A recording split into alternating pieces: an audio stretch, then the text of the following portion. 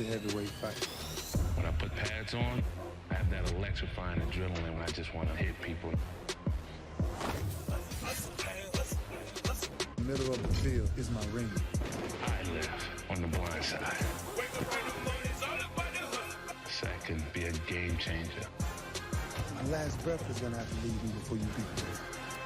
I hit a coach with the ball on the sideline. When you and a man come eye to eye in the hole. The tackle is at my mercy. And it's you and him with inches to spare. Turn into a monster. And when he's on his back, you just made a perfect hit.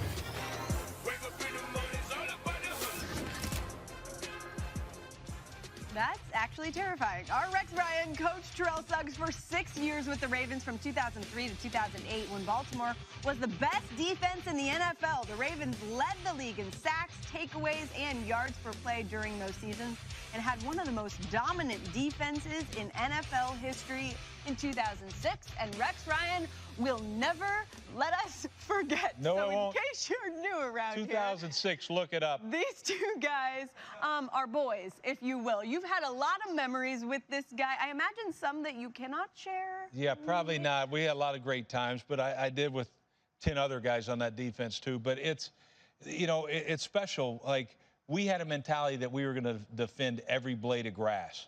And that's how we approached our job. But we loved it. Like, we loved competing on the practice field, in the classroom, and all that. And this young man right here, you look at him, I can't believe it's 16 years.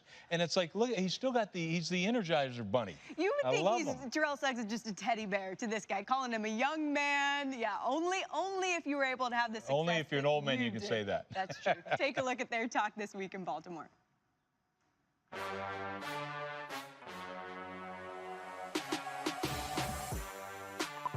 This is going to be the best interview they've ever had. Hell yeah. It's going to be one take. We do. Just keep it rolling. Sizzle, I can't thank you enough for doing this. You know we're tight. We've coached and played together. We cried together when you got the $5 million bonus. Yes, we did. Want to get in the sack and all that stuff. Yes, we did. They don't believe all this stuff happened. It was like we were a myth. I was like, I needed one sack. I was like, Rex, close the defensive door. Like, all right, guys, we got a guy with some business on the table. We're going to get it. So this is the game plan. Let's go, man. This is a 2-for-1, multi-million-dollar day. Hey, all you got to do is ball out on 3 and ball out on me. 1, 2, 3, ball out. I'll never forget the number, all the blitz. Like, look, this is the stuff we're going to call until Sis get his sack, and then boom. 13 blitz. Yeah, I was Ray, like, you got to sell out. This You got to was be over here. It was like everybody like, all right, we get it. We going to get him the sack. And I got it like in the 2 minute before halftime. Right.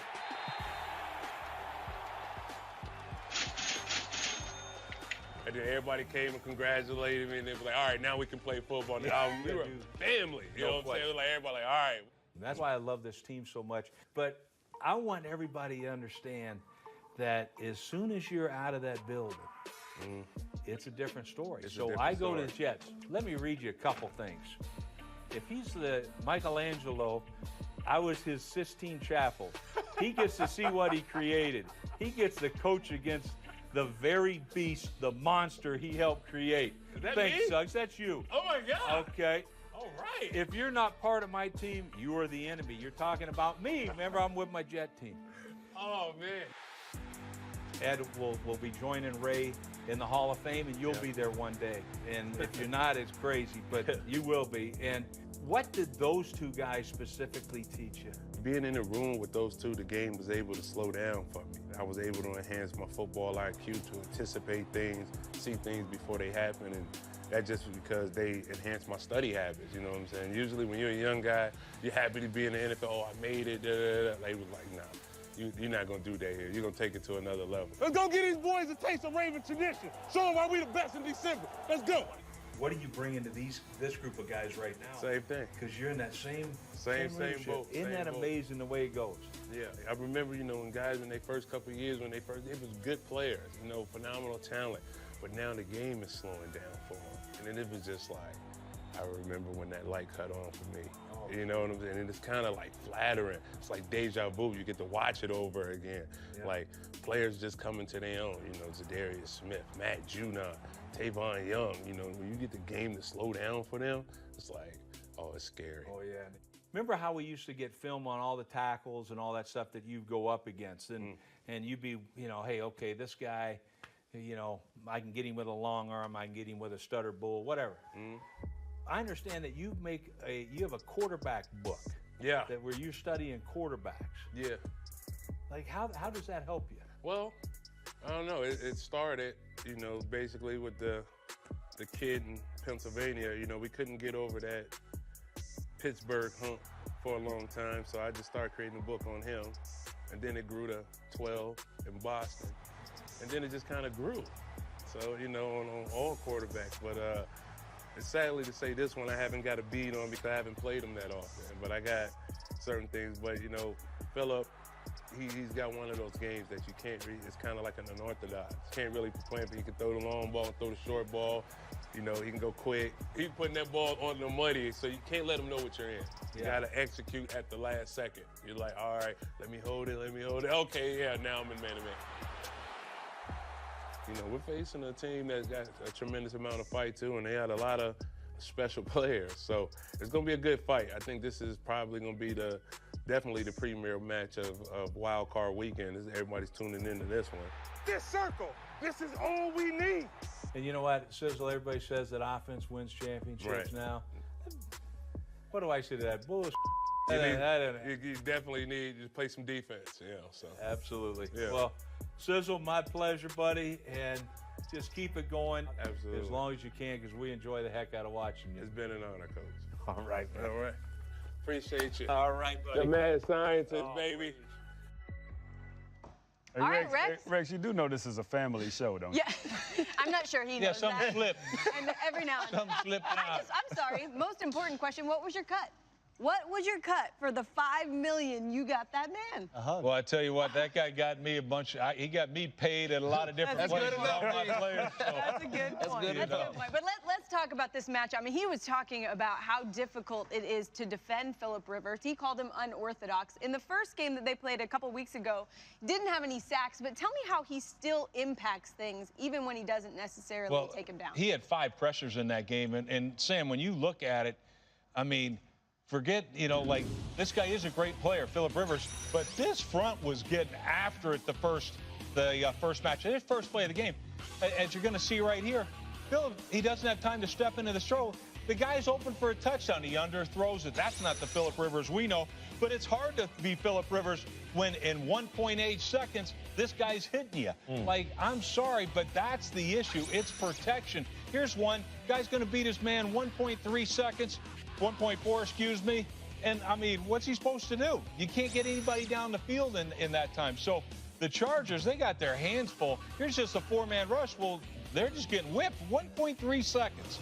Matt, I don't even know if you can throw that thing in 1.3 seconds. But, I mean, this is hard to complete it. This is a ferocious pass rush. They do so many different things. They blitz you. They run 4-man rushes, twist games all over the place.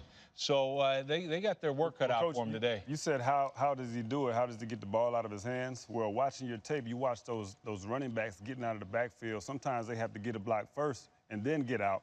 But what they have to do is they have to get their eyes around right now, and Phillip Rivers has to be looking for him. Like this game to me has to resemble a Tom Brady type game when he's getting that ball out quick out of the backfield to a James White. That's the only way he's going to be able to do it against this blitz. And then also, you got to be able to use the screen game. You got to be able to slow down this pass rush somehow. Get it out quick to Gordon Eckler and then use the screen game. Other than that, he can sit back there like a sitting duck if he wants to. It'll be a long day. Yeah, well, I actually think Phillip Rivers' game, his style, is better served going up against another gunslinger. You know, you saw that the great matchups with Patrick Mahomes where, hey, you have some missed opportunities, but you'll get it back. And I think that's Phillip Rivers' game. I think this is a tougher matchup for him with Lamar Jackson and the Baltimore Ravens. He's not going to get that many opportunities. Against the Kansas City Chiefs, he's going to have 75 plays roughly. Against the Baltimore Ravens, he's going to have maybe like low 50s plays because the other side's holding the ball so long. And so for that reason, I think you can't have missed opportunities and you can't have critical errors. Here we are against Kansas City. Cover 0. That means 0 people helping. You got the wide receiver on a post. I know Phillip Rivers can make that throw. He didn't. Missed opportunity, critical error. Here you are, 2 minutes. You've got 3 points in the bank. You can't do that. Missed opportunity. You gave away 3 points right there, right before the half. Here we are at a running back wheel route. This is as wide open as a player will ever be in the NFL. Simple, simple touchdown, missed opportunity. Now, he got other chances in this game because he's playing a gunslinger on the other side, but not against Baltimore. 50-something plays, that's not a lot. Guys wide open. That's like I don't know what that is. He's throwing the ball from third base to first base. That's not the Phillip Rivers we know. He's a gunslinger. This is the first play of the game. You mentioned it, Rex. That guy's open. That is a big play. Instead, look at Baltimore. Look at their sidelines. Look at my guy, Bobby Ingram, the wide receivers coach. He fired everybody up. And that's the kind of stuff. You're not going to have as many opportunities playing against this style of offense on the other side. You have to make them count. And you talking about making them count. There's one wide receiver that really stands out to me. Coach, you've been talking about the L.A. Chargers and how they have a basketball team on the outside. But there's one guy particular that really stands out, and that's Keenan Allen. Everything that he does in that slot. A couple of weeks ago, probably about a little bit over a month ago, he played the Pittsburgh Steelers and carved that whole secondary up. Even mismatches, man up, 2-man, whatever. So I think this, you're talking about, you just showed a tape about how the L.A. Chargers had their edges unprotected. They were sending multiple 3, 4, 5 receivers out. So I think as long as they have a guy like Keenan Allen on the outside, they can leave a running back in there, or they can leave a tight end in, but they need to be able to protect the edges because we know that Phillip Rivers is not mobile.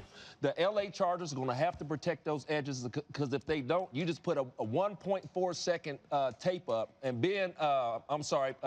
Phillip Rivers was unable to get the ball off. If they don't protect them edges, they're going back to L.A., and it's going to be a very short flight. Yeah, I mean, look, he's got his work cut out for him against this defense today. The main thing, like usual, you can't turn the ball over. 6 turnovers in the last 3 games for Phillip Rivers, but he feels very confident on the road as they're 7-1 on the road this season. For more on this matchup, let's send it out to Josina Anderson, who's live at the Chargers and the Ravens. Well, Sam, Ravens wide receivers went from 7th in reception since before Lamar Jackson started to dead last in that category. But Ravens wide receiver Willie Snead, who was targeted just once in that Week 16 game against the Chargers, told me, quote, "There's a great possibility that the Ravens might pass more today." Willie Snead added that people are used to us running and pounding the ball, basically saying that if they take away the run and the tight ends, that we have nothing, which is basically funny to me. And he said, "I'm looking forward to people thinking that on Sunday." Snead also added that the last time they played the Chargers, that they had just one linebacker up in the defense 90% of the time with 6 DBs. He said that was a lot of holes for us to run, but this time we are anticipating that they're going to commit more to the run and that the wide receivers will have more opportunity. Lastly, Snead said that, look, we love Lamar. We block for him and we run routes for him. But, yes, there was more excitement in the wide receiver room knowing that we could get out there and pass more today. Sam, back to you.